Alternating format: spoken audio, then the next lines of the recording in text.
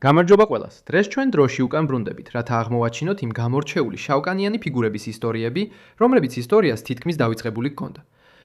ძლიერი იტალიელი პრინცესიდან დაწყებული რევოლუცია ოჯახუშამდე და იდუმალი მილიონერებით დამთავრებული, მათი ცხოვრება საოცარი იყო, მაგრამ უმეტესად უყურადღებოდ დარჩა.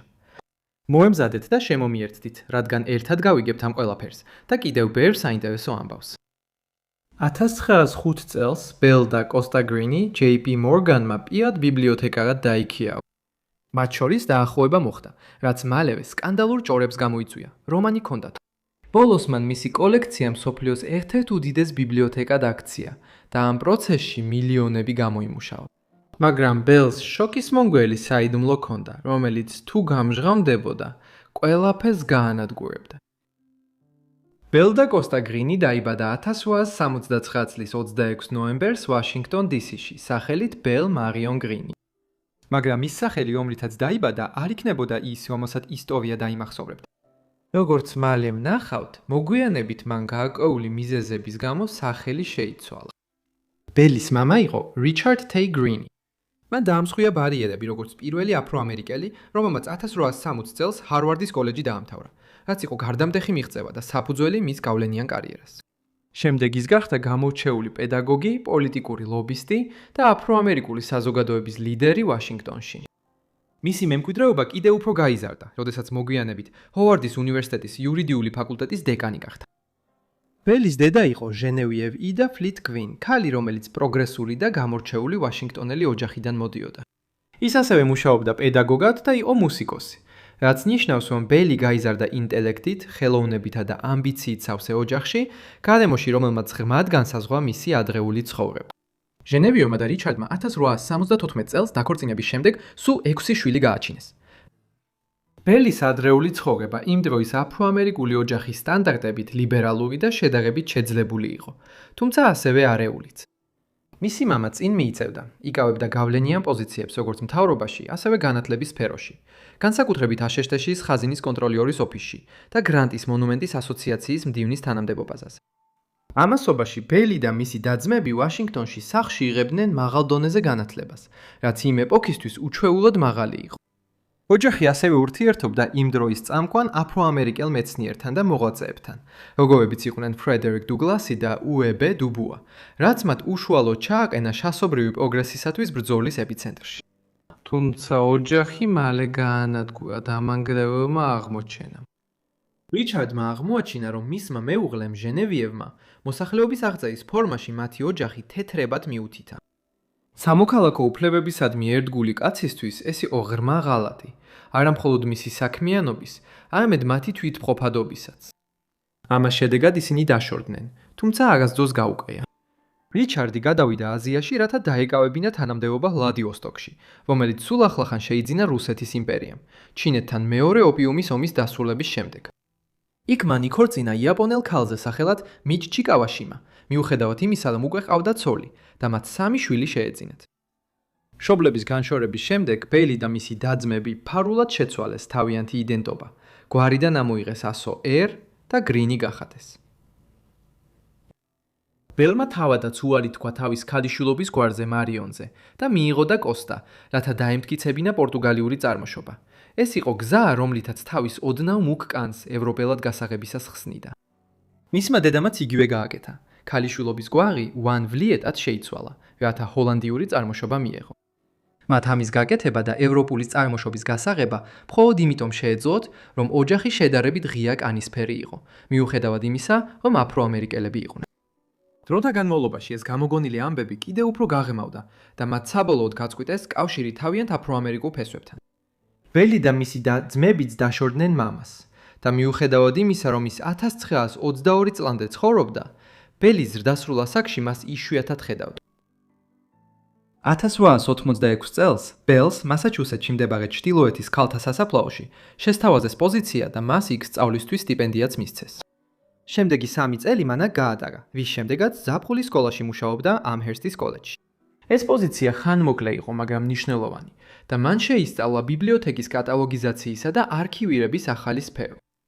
ეს იყო ეპოქა, როდესაც მთავრობები და ინსტიტუტები ცდილობდნენ დაელაგებინათ და დაეკატალოგებინათ ასობით წლის განმავლობაში შეგროვებული უზარმაზარი არქივები, რომლებიც ხშირად სარდაფებში ეყარა დოკუმენტების გიგანტურ მასად. 1902 წელს, როდესაც ბელი უკვე ფლობდა მაღალ განათლებას და სპეციალიზებულ ბიბლიოთეკარის კურსს ემჰერსტიდან, ის მიიწვია პრინსტონის უნივერსიტეტმა, რომ ემუშავა მის პრესტიჟულ ბიბლიოთეკასა და არქივში. შემდეგი 3 წლის განმავლობაში მან გაიღრმავა თავისი პროფესიული უნარები და დააგროვა ფასეული გამოცდილება. თეორია პრაქტიკაში გადაიტანა. სწორედ აქ შეხვდა იგი ჯუნიუს სპენსერ მორგან მეორეს. ჯუნიუსი იყო ჯონ πιერ პონტე მორგანის ძმისშვილი, რომელიც იმ დროს ყველაზე გავლენიანი და მდიდარი კორპორატიული ფინანსისტი იყო. როგორც მოოქროვილი ხანის მრავალი ტიტანი, ეს ოჯახიც უკვე იყენებდა თავის სიმდიდრეს საქველმოქმედო საქმიანობისთვის, ხოლო ჯუნიუსი პრინსტონის ბიბლიოთეკისა და ხელოვნების კოლექციის გამორჩეული მფარველი იყო. ბელის გამოცდილებით აღფრთოვანებულმა, მან 1905 წელს თავისი ბიძას ურჩია იგი, როცა საბანკო მაგნატმა გადაწყვიტა დაექირავებინა არქივარიუსი და ბიბლიოთეკარი საკუთარი უზარმაზარი და მუდმივად მზარდი წიგნებისა და დოკუმენტების კოლექციის დასალაგებლად. ეს ბელისთვის ახალი და მომხიბვლელი ცხოვრების დასაწყისი იქნებოდა. დიდი ხნით ადრე, ვიდრე იგი მსოფლიო მნიშვნელობის მორგანის ბიბლიოთეკა და მუზეუმი გახდებოდა, ამ კულტურული საგანძურის თესლი ჯერ კიდევ 1850-იანი წლების ბოლოს დათესა ახალგაზრდა და ამბიციურმა JP მორგანმა. JP მორგანი ჯერ კიდევ 20 წელს სულ ოდნავ იყო გადაცილებული, როცა უკვე მოხიბლული იყო ხელნაწერთა ხელოვნებით და გულმოდგინედ აგროვებდა იშვიათ ნიმუშებს, რომლებმაც მასში მთელი ცხოვრების სიყვარული გააღვივეს, წერილობითი სიტყვის მიმართ. მაგრამ ეს მხოლოდ დასაწყისი იყო. მორგანის სიმდიდრის ზრდასთან ერთად ასევე გაიზარდა მისი დაუცხრომელი ვნება შეგროვების მიმართ. ეს გატაცება გადაიზარდა იშვიათი წიგნების, უძველესი ხელნაწერების, ვიტრაჟების, დახვეწილი ნაწილი ნახატების, ძველი სკულპტურებისა და კიდევ მრავალი სხვა საგნის საოცარ იმპერიად. იმ დროისთვის, როცა ბელი 1905 წელს მას გააცნეს, მორგანის კოლექციები ქაოსურ ლაბირინთად იყო ქცეული, საგანძურების დიდებულ არეულობად, სადაც არც წესრიგი იყო და არც სისტემა. ბიბლიოთეკა, ბოლოს და ბოლოს, იმდენად კარგია, რამდენადაც მასში ნავიგაციაა შესაძლებელი. სტრუქტურის გარეშე ეს უბრალოდ შენობაა, სავსე საოცრებებით, რომლებსაც ვერ ამიმპოულობს. ბელი თავისი გამჭრიახი გონებითა და შორსჭრეტელი მიდგომით ჩაერთო კოლექციის გარდაქმნაში. მაგრამ შეძლებდა კი ის ამ საქმეს? როცა ბელი და კოსტა გრინი 1905 წელს დაიქირავეს, მომავალი πιერ პონტე მორგანის ბიბლიოთეკა ძალიან შორს იყო იმ საჯარო ინსტიტუციისგან, რაც დღეს არის. მედისონ ავენიუზე, კერძო შენობაში მდებარე ეს ბიბლიოთეკა, ფაქტობრივად JP მორგანის პირადი საგანძური იყო. ბელი მორგანის პირადი ბიბლიოთეკარის როლში შევიდა და დაევალა ამ მასალის მთის მოწესრიგება. ზუსტი და მიზანდასახული მუშაობით, მან კოლექციის თემებისა და ტიპების მიხედვით კატალოგიზაცია დაიწყო და ქაოსი წესრიგად აქცია. პირველად ნივთების პოვნა უსასრულო ძებნის გარეშე გახდა შესაძლებელი, რამაც უწესრიგო დაგროვილი მასალა ფუნქციურ ბიბლიოთეკად გადააქცია. მაგრამ ბელი ამით არ გაჩერებულა. წლების განმავლობაში მან ორგანიზება გაუწია ღონისძიებებსა და გამოფენებს, ვითაც მორგანის პირადი კოლექციის კულისებს მიღმა არსებული საგანძური საზოგადოებისთვის გახსნა. დროთა განმავლობაში ბელის როლი ბიბლიოთეკარის ფარგლებს გაცდა. ის მორგანის ნდობით აღჭურვილ მესაიდუმლეთ და ეთქვა პირად ასისტენტად იქცა. მორგანის ოჯახის ქველმოქმედების რეპუტაციის ზრდასთან ერთად იმ ადამიანთა რაოდენობაც გაიზარდა, რომლებიც მხატვრული, სამეცნიერო და კულტურული პროექტებისთვის დაფინანსებას ეძებდნენ. ყველას სურდა ლეგენდარული ბანკირის სიმდიდრის ნაწილი. ბელი თავისი გამჭრიახი ინტუიციითა და მახვილი მზერით კარის მცველის როლი იდვითა. ის გახდა თავდათვის პირველი ხაზი, გულდასმით ამოწმებდა ამ იმედიან მომთხოვნებსა და მათ წინადადებებს. მხოლოდ ისინი, ვინც ბელის აზრით მორგანის ყურადღებას იმსახურებდნენ, ახერხებდნენ გავლას. ბოლოს, ბელის სიახლოვემ მორგანთან გარდაულად გამოიწვია ჭორები, საუბრები იმის შესახებ, რომ მათი ურთიერთობა მხოლოდ პროფესიულს ხდებოდა და ეს ხმები უკვე საუკუნეზე მეტია, რაც არ წყდება. როცა ისინი 1905 წელს შეხვდნენ, ბელი მხოლოდ 26 წლის იყო, ხოლო JP მორგანი 78-ის.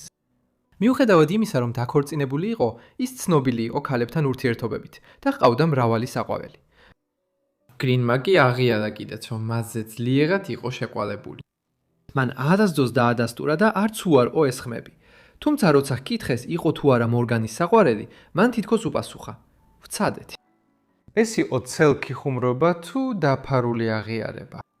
სიმართლე კვლავ გაურკვეველია, მაგრამ როცა ხედავ იმ განსაკუთრებულ ნდობასა და სიმდიდრეს, რაც მორგანმა მას მიანიჭა, შეიძლება დარწმუნდე, რომ ნამდვილად რაღაც ხდებოდა. ბელმა საბოლოოდ წელიწადში $10,000 გასაოცარი ხელფასი მიიღო, რაც დღევანდელი ფულით $300,000-ზე მეტია.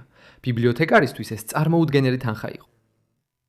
როცა მორგანი 1913 წელს გარდაიცვალა, მან თავის ანდერძში ბელს კიდევ $50,000 დაუტოვა, რაც დღეს $1,500,000-ზე მეტს შეადგენს. რატომ ასეთი გულუხობა? მხოლოდ მისი საოცარი მუშაობის გამო გახადა ის მილიონერი, რაც უეჭველი. თუ მათ შორის რაღაც უფრო ღრმა აკავშირებდა. ასევე ჩნდება კითხვა, სინამდვილეში რა იცოდა მორგანმა ბელის წარმოშობის შესახებ. მიუხედავად იმისა, რომ ის თავს პორტუგალიელი წარმოშობის თეთრ ქალად ასაღებდა, სინამდვილეში ის შავი ქალი იყო, რომელმაც ფრთხილად შექმნა თავისი იდენტობა, რათა იმ დროის მკაცრი რასობრივი ბარიერები გადაელახა. იმ უამრავი საათის გათვალისწინებით, რაც მათ ერთად გაატარეს, გვერდიგვერდ მუშაობდნენ, მოგზაურობდნენ, საუბრობდნენ, მართლა შეიძლებოდა მორგანს არაფერი სცოდნოდა. თუ მან უბრალოდ გადაწყვიტა თვალი დაეხუჭა ყველაფერზე, მოხიბლული მისი გონიერებითა და მომხიბლელობით. სამწუხაროდ ამ ყველაფერზე არ არსებობს არანაირი უთყუარი მტკიცებულება და მხოლოდ ვარაუდი შეიძლება.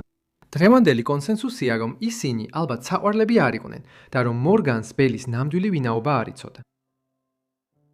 1910-იან წლებში უკვე ნათელი იყო, რომ ბელის პოზიცია მხოლოდ ბიბლიოთეკარის როლით არ შემოიფარგლებოდა. ის პასუხისმგებელი იყო ინსტიტუტის მართვაზე და მისი კოლექციების გაზრდაზე, თუმცა დირექტორის ტიტულს მხოლოდ 1920-იან წლებში მიიღებდა. უკვე 1908 წლიდან ის რეგულარულად მოგზაურობდა მსოფლიოს გარშემო აუქციონებზე დასასწრებად და კოლექციონერებთან შესახვედრად, რათა ახალი ნივთები შეეძინა. მორგანი, რომელთანაც ის მის სიკვდილამდე თანამშრომლობდა, ხოლო შემდეგ მისი ვაჟი და მთავარი მემკვიდრე JP მორგან უმცროსი სრულად ენდობოდა მას და საშუალებას აძლევდა საკუთარი შეხედულებისამებრ დაეხარჯა მათი ფული. ბელის ინტერესებმა დიდწილად განსაზღვრა თუ როგორ განვითარდა ბიბლიოთეკა და მუზეუმი მე-20 საუკუნის პირველ ნახევარში. მას განსაკუთრებული ინტერესი ჰქონდა შუა საუკუნეების ხელნაწერების მიმართ და შედეგად მორგანის ბიბლიოთეკასა და მუზეუმს დღეს მსოფლიოში ერთ-ერთი უდიდესი კოლექცია აქვს ილუმინირებული ხელნაწერებისა და შუა საუკუნეების მინიატურული ნახატების. ერთ-ერთი ყველაზე ფასეული ნივთია თომას მალორის La Mort d'Arthur's ერთ-ერთი უძველესი და ყველაზე მდიდრულად ილუსტრირებული ასლი. შუა საუკუნეების კლასიკა. ბელმა 1911 წელს აუქციონზე მის სანაცვლოდ $50,000 გადაიხადა. ბელი ასევე დაინტერესებული იყო იმ დროისთვის ფართოდ კატეგორიზებული აღმოსავლური, აფრიკული და აზიური ხელოვნებითა და ლიტერატურით, კოლონამდელი აფრიკის, ახლო აღმოსავლეთისა და შორეული აღმოსავლეთის ნამუშევრებით, დასავლური გავლენამდე. მას შეიძინა ისეთი ნამუშევრები, როგორიცაა მე-14 საუკუნის ეთიოპიური სახარების წიგნი, ქრისტიანული სახარებების კრებული, რომელიც ეთიოპიაში შეიქმნა, სადაც კოპტური ეთიოპიური ეკლესია იზოლაციაში ვითარდებოდა ფართო ქრისტიანული სამყაროსგან. ხშირად, როდესაც აუქციონზე ასეთ ნივთებზე ვაჭრობდა, ბელი აგრესიულად იქცეოდა და არ აძლევდა სხვებს უფლებას, რომ მასზე მეტი ევაჭრათ, როცა განსაკუთრებულად ღირებულ რამეს დაადგამდა თვალს. მაგრამ მისი თვალი გამჭრიახი იყო და ის ზედმეტად არ ხარჯავდა ფულს ისეთ ნივთებზე, რომლებიც ამას არ ღირდა. 1920-იანი წლების დასაწყისში ბელი ზედამხედველობდა მორგანის ბიბლიოთეკის გარდაქმნას კერძო დაწესებულებიდან, რომელიც ზოგჯერ საზოგადოებისთვის ღია ღონისძიებებს ატარებდა, სრულად საჯარო დაწესებულებად. პიერ პონტე მორგანის ბიბლიოთეკამ კარი 1924 წელს გახსნა. ბელი კი მისი პირველი ოფიციალური დირექტორი გახდა. თანამდებობა, რომელსაც ის თითქმის მე-4 საუკუნის განმავლობაში იკავებდა. თავდაპირველად ბიბლიოთეკაში ერთდროულად მხოლოდ 10 სტუმარი შეიძლებოდა შესულიყო, მაგრამ კოლექციებისა და პოპულარობის ზრდასთან ერთად ბიბლიოთეკა ახალ ანექსებსაც იძენდა და ფართოვდებოდა. მისი ხელმძღვანელობის ბოლოსთვის ბიბლიოთეკაში 1000-ობით იშვიათი წიგნი და ხელნაწერი, 10,000-ობით სამხატვრო და მუზეუმის ექსპონატი, ასევე 100,000-ობით ნაკლებად იშვიათი წიგნი და ხელნაწერი ინახებოდა. ბელი მხოლოდ თავისი სფეროს პიონერი და გამორჩეული ბიბლიოთეკარი თუ კოლექციონერი არ ყოფილა. მან ასევე ნიუ-იორკის საზოგადოებაში თვალსაჩინო კვალი დატოვა. ის მდიდრულად იცვამდა, ხშირად დიდ ბუმბულებიან ქუდებს ატარებდა. ჯაზით სავსე ბურბონით გაჟღენთილ 1920-იან წლებში მას ხშირად ხედავდნენ ერთი ხელით სასმელით და მეორეში სიგარეტით. ის ხშირად აღნიშნავდა, რომ ბიბლიოთეკარობა არ ნიშნავდა, რომ უნდა ყოფილიყო თავშეკავებული ან ჩუმი. ის არასდროს დაქორწინებულა, ალბათ იმიტომ, რომ ქალებისგან ელოდებოდნენ კარიერის მიტოვებას, ოჯახური ცხოვრებისათვის შვილების გაჩენის შემდეგ. თუმცა მან მაინც იპოვა სიყვარული. 1999 წელს მან გაიცნო ბერნარდ ბერენსონი, აღიარებული რენესანსის ხელოვნების ექსპერტი და მათ შორის დაიწყო მრავალწლიანი ურთიერთობა, რომელიც აერთიანებდა რომანტიკას, მეგობრობასა და ინტელექტუალურ პარტნიორობას. ისინი ერთმანეთს უნებიან წერილებს წერდნენ და ერთად ატარებდნენ დროს ევროპასა და ამერიკაში. მიუხედავად მათი მჭიდრო კავშირის, ისინი ერთად არასდროს ცხოვრობდნენ, რადგან ბერნარდი დაქორწინებული იყო და ბელი დამოუკიდებლობას აფასებდა. ამის ნაცვლად დედამისი ჟენევიევა ცხოვრობდა მასთან მისი ცხოვრების გვიან პერიოდში და ბელი ასევე მნიშვნელოვან როლს ასრულებდა თავისი ერთ-ერთი დისშვილის აღზრდაში. ბელი pierpont მორგანის ბიბლიოთეკის დირექტორის პოსტიდან მხოლოდ 1958 წელს 70 წლამდე ასაკში გადადგა. იმ დროისთვის მისი ჯანმრთელობის მდგომარეობა ცუდი იყო. და როდესაც ბიბლიოთეკაში 1 წლის შემდეგ გამოფენა გაიმართა, სადაც წლების განმავლობაში შეძენილი ყველა ნამუშევარი გამოიფინა, მას იქ დასწრება ინვალიდის ედლით მოუწია. ის 1 წლის შემდეგ 1950 წლის 10 მაისს ნიუ-იორკის წმინდა ლუკას საავადმყოფოში კიბოთი გარდაიცვალა. ის 70 წლის იყო. New York Times-მა მისი გარდაცვალების შესახებ დაწერა და მას ქვეყნის ერთ-ერთ ყველაზე ცნობილ ბიბლიოთეკარად მოიხსენიებდა. სამწუხაროდ გრინმა გარდაცვალებამდე თავისი პირადი დოკუმენტების უმეტესობა გაანადგურა და ახლა მისი ცხოვრების და საქმიანობის შესახებ ბევრი რამ ბუნდოვანი. თუმცა ბერნარდისთვის მიწერილი მისი წერილები შემორჩა, რომლებიც 1909 წლის თებერვლიდან 1959 წლის მარტამდე პერიოდს მოიცავს და ეს მისი პირადი დოკუმენტების ყველაზე ვრცელი კოლექცია. მისი მემკვიდრეობა უზარმაზარია. დღეს მორგანის ბიბლიოთეკა და მუზეუმი, როგორც მას ახლა უწოდებენ, მსოფლიოში ერთ-ერთ საუკეთესო ბიბლიოთეკად და ხელოვნების კოლექციად ითვლება, რომელიც კერძო დაფინანსებით შეიქმნა. გარდა JP მორგანისა, მისი განვითარებისთვის არავინ იყო უფრო პასუხისმგებელი ვიდრე ბელ და კოსტა გრინი. 1904 წლის ზაფხულში ნიუ-იორკის სკანდალმა აავსო. მილიონერმა ჯონ პლატმა ჰანა ელიასი, განმარტოებული შავკანიანი ქალი ბნელი წარსულით, დაადანაშაულა შანტაჟში და განაცხადა, რომ მან მისგან $685,000 გამოართვა, რაც დღეს თითქმის 30 მილიონი დოლარია. ამან ელიასი შეიძლება ითქვას ამერიკაში ყველაზე მდიდარ და ყველაზე ცნობილი შავკანიან ქალად აქცია. შემომიერთდით, როცა მის ისტორიას გავეცნობთ. ჰანა ელიასის ზუსტი დაბადების თარიღი უცნობია, მაგრამ იგი ფილადელფიაში 1865 წელს დაიბადა, იმ წელს, როცა ამერიკის სამოქალაქო ომი დასრულდა. მისი მამა იყო ჩარლზ ელიასი, მზარეული და კეიტერინგის სპეციალისტი, რომელიც მერი ელიასზე იყო დაქორწინებული. ჩარლზი აფროამერიკული და ინდიელი წარმოშობის იყო, ხოლო ჰანას დედა მერი ასევე საკმაოდ ღია კანისფერი იყო. ამის შედეგად ჰანას უფრო ღია კანისფერი ჰქონდა, რამაც მისი ცხოვრების შემდგომ ეტაპებზე გარკვეული როლი ითამაშა, როგორც ამას მოგვიანებით ვნახავთ. ჰანა ძალიან დიდ ოჯახში გაიზარდა. ის მშობლების 9 შვილიდან ერთ-ერთი იყო. ისინი ცხოვრობდნენ იმ დროს აფროამერიკელებისთვის ქალაქის ყველაზე მდიდრულ უბანში. თუმცა მათი ოჯახის სიდიდის გამო, მიუხედავად იმისა, რომ ჩარლზი კარგად გამოიმუშავებდა, ისინი მდიდრები ნამდვილად არ იყვნენ. მიუხედავად ამისა, ოჯახს პატივს სცემდნენ და ისინი თანდათანობით სოციალური და ეკონომიკური კიბის საფეხურებზე მაღლა ადიოდნენ. ჩარლზმა საბოლოოდ ისინი უფრო დიდ სახლში გადაიყვანა, სადაც ისინი ფილადელფიის იურისტებისა და წამყვანი შავკანიანი ბიზნესმენების მეზობლად ცხოვრობდნენ. ის და მისი და-ძმები საჯარო სკოლაში დადიოდნენ და ღირსეულ განათლებას იღებდნენ. ამაზე მეტი ჰანას აღზრდის შესახებ ბევრი არაფერი ვიცით. ჰანას ისტორია რეალურად მაშინ იცლება, როცა მისი და ჰეტი 1884 წელს გათხოვდა, როცა ჰანა დაახლოებით 19 წლის იყო. ქორწილამდე ჰანა მუშაობას დაიწყო ფილადელფიის ჩრდილოეთ ნაწილში მცხოვრები მდიდარი ქალის სახლში. მოგვიანებით გაირკვა, რომ ჰანამ თავისი დის ქორწილამდე გადათვიტა. ასე ვთქვათ, ეთხოვებინა ძვიადღირებული კაბა თავისი დამსაქმებლის გარდერობით. ჰეტის ქორწილში ბევრმა აღნიშნა, რამდენად დახვეწილი და ლამაზი იყო ჰანას კაბა. ერთ-ერთი სტუმრის თქმით, ის იყო საღამოს ვარსკვლავი. მაგრამ ამით ყველაფერი არ დასრულებულა. შესაძლოა ჰანამ აპირებდა კაბის უკან დაბრუნებას, იქ საიდანაც აიღო და იმედოვნებდა, რომ მისი ქმედებები სრულიად შეუმჩნეველი დარჩებოდა. თუმცა რამდენიმე დღის შემდეგ, სანამ სამსახურში დაბრუნდებოდა, პოლიციელები ელიასების სახლში მივიდნენ და ჰანა დააკავეს. მისმა დამსაქმებელმა შენიშნა, რომ კაბა დაკარგული იყო და მიხვდა, რომ ის ჰანას უნდა აეღო. ეს ის დრო იყო, როდესაც აფროამერიკელებს ამერიკაში არ ჰქონდათ სრულფასოვანი სამართლებრივი პროცესი, თუ მათ თეთრკანიანის წინააღმდეგ ჩადენილ დანაშაულში დაადანაშაულებდნენ. იმავე საღამოს ჰანა სწრაფად წაიყვანეს სასამართლოში და ქურდობაში დამნაშავედ წნეს. მას მიუსაჯეს 4 თვე მოიამენსინგის ციხეში, ფილადელფიაში. იქ ის დაახლოებით 40 სხვა ქალთან ერთად იყო მოთავსებული ციხის ერთგანყოფილებაში. ციხის დანარჩენი ნაწილი სავსე იყო მამაკაცებით, რომელთაგან ბევრი იქ სასტიკი და საშინელი დანაშაულებისთვის იხდიდა სასჯელს. ის აქ მოიხდიდა თავისი სასჯელის სრულ 4 თვეს და სწორედ ახლა მის ცხოვრებაში ბნელი პერიოდი დაიწყებოდა. ჰანას დანაშაულთან ადრეულმა შეხებამ მისი ცხოვრების დანარჩენი ნაწილი განსაზღვრა. როცა მან სასჯელი მოიხადა და სახლში დაბრუნება სცადა, მამამ აღარ დაუშვა, რომ ის ოჯახთან ერთად ეცხოვრა. ფულის და საცხოვრებლის გარეშე მან ჩრდილოეთით, ნიუ-იორკში გადაინაცვლა. იქ სწრაფად დაიწყო თავის რჩენა ერთადერთი გზით, რაც მაშინ მოაფიქრდა. ის მეძავი გახდა. ეს ქალაქის თენდერლოინის რაიონში ხდებოდა, ნიუ-იორკის იმ ნაწილში, სადაც ბევრი სასტუმრო იყო და ღამით მეძავი ქალები იკრიბებოდნენ. ჰანასთვის აქ დასაწყისი მარტივი არ ყოფილა.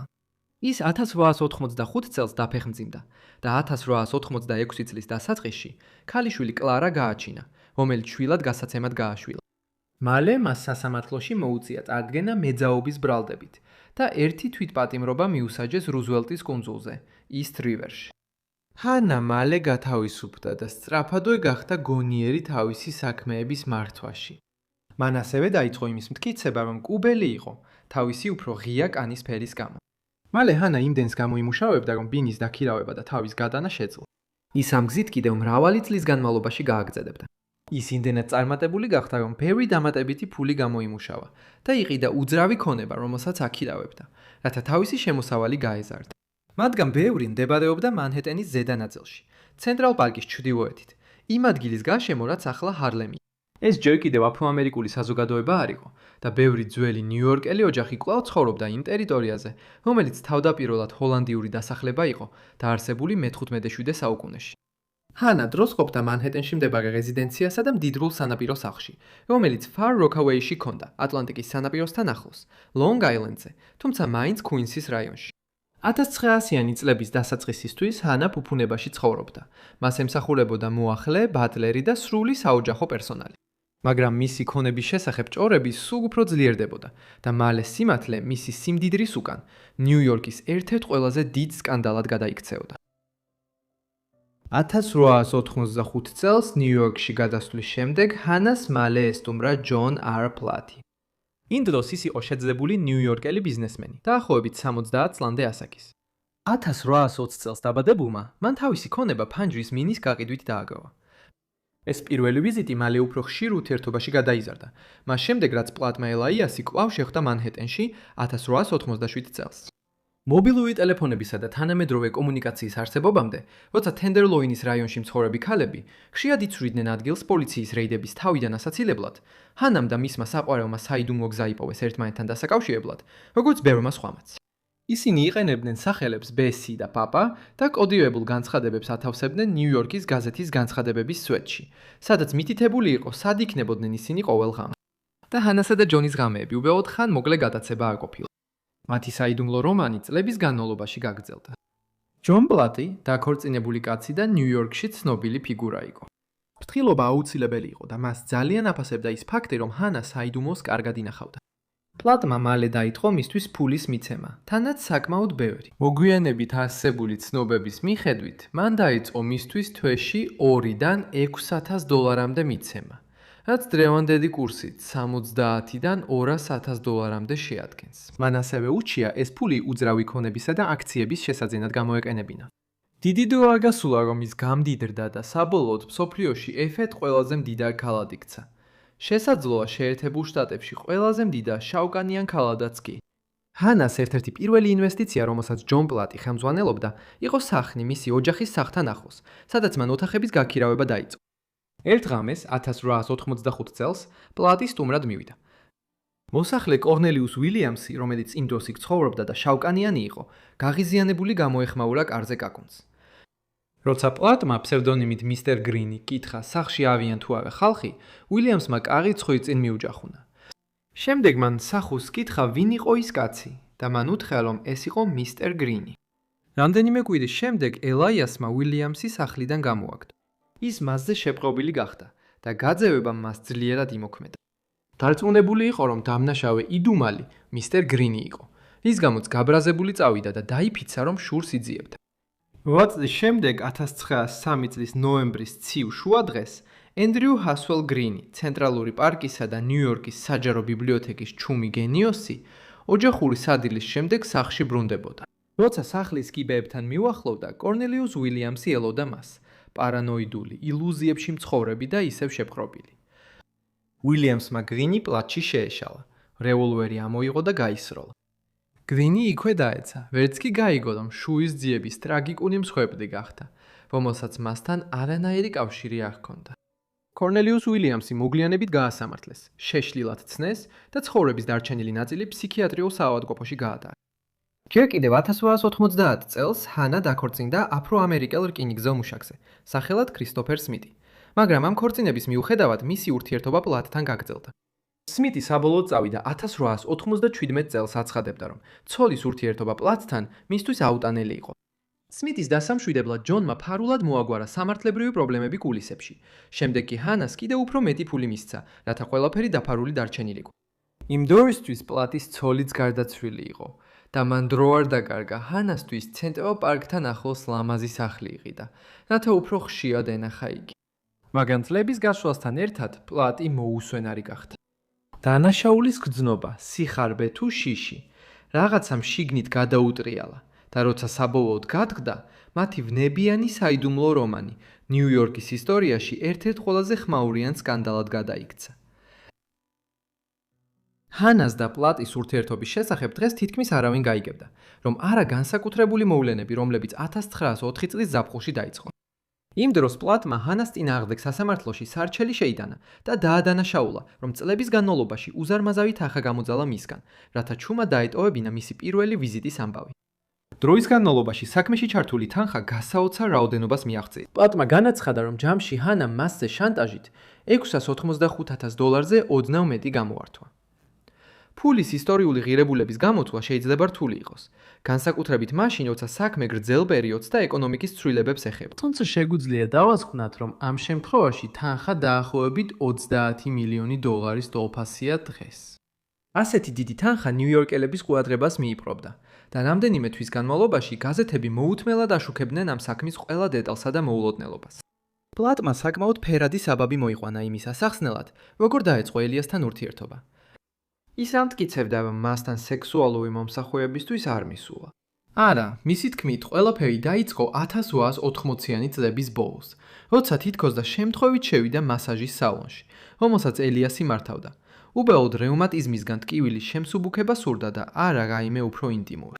შემდეგ მან განაცხადა, რომ 1890-იან წლებში კვლავ ესტუმრა მას და ფინანსურად დაეხმარა პანსიონის გახსნაში. შემდეგ პოლ პლატის თქმით, ის გახდა მისი ბოროტების უნებლიე მსხვერპლი. მისი თქმით, ჰანა შანტაჟს უწევდა მას. თუ ის არ მისცემდა მას დიდ თანხებს, ჰანა მის ოჯახს ეთხოვდა, რომ მრავალი წლის განმავლობაში პოლს მასთან ნებიან ღამეებს ატარებდა. პლატი ნიუ-იორკის ბიზნეს საზოგადოების გამორჩეული წევრი იყო და პოლიციამ მისი განცხადებები სერიოზულად მიიღო. ჰანა არ აპირებდა თანამშრომლობას. როცა პოლიცია პირველად მიუახლოვდა, მან დაკითხვაზე მისვლაზე უარი თქვა. შემდეგ მათ შეიჭრნენ მის საცხოვრებელ სახლში და ჩამოართვეს ყველაფერი, რაც კი ეგონათ, რომ შეიძლებოდა საქმესთან კავშირში ყოფილიყო. ის გადაიყვანეს ტომპსის ციხეში, ქვემო მანჰეტენში, რომელიც სახელგანთქმული იყო თავისი პირქუში და არა სტუმართმოყვარე გარემოთი. ჰანა რამდენიმე დაძაბული დღე გაატარა ციხის ცივ კედლებს მიღმა, მაგრამ შემდეგ მოულოდნელი შემოbrunებით ის უცებ გაათავისუფლეს. გამომძიებლებმა დაასკვნეს, რომ არ არსებობდა მტკიცებულება, რომელიც ადასტურებდა მის ბრალდებას. თითქოს ჰანას შანტაჟი ჰქონდა განხორციელებული. მიუხედავად იმ უზარმაზარი თანხებისა, რაც საქმეში ფიგურირებდა, აღმოჩნდა, რომ პლატმა ფული საკუთარი ნებით გადასცა, წელიწადიდან წელიწადში. შემდეგ კვირებში აშკარა გახდა, რომ პლატმა საქმე მხოლოდ დიდი მონდომების გარეშე წამოიწყო. ნამდვილი ზეწოლა მისი ოჯახის მხრიდან მოდიოდა. როგორც კი მათ აღმოაჩინეს ის ქონება, რომელიც მან ჩუმად გააჩუქა, პანიკა დაიწყო. ისინი ფიქრობდნენ, რომ დიდი მემკვიდრეობა ელოდათ, მაგრამ ყველაფერი თითქმის გაქრა და ახლა ვინმეს ადანაშაულებდნენ. მას შემდეგ, რაც პლატმა ბრალდებები მოხსნა, პოლიციამ ვერაფერი იპოვა მათ დასადასტურებლად. მისი ოჯახი თავად ჩაერია საქმეში და ჰანა სამოქალაქო სასამართლოში მიიყვანა, რომ ფული დაებრუნებინათ. მაგრამ როგორც ადრე, ამჯერადაც ხელცავიელები დარჩნენ. 1905 წლის დასაწყისისთვის ამბავი ნელ-ნელა მიჩუმდა და ჰანა გაამართლეს.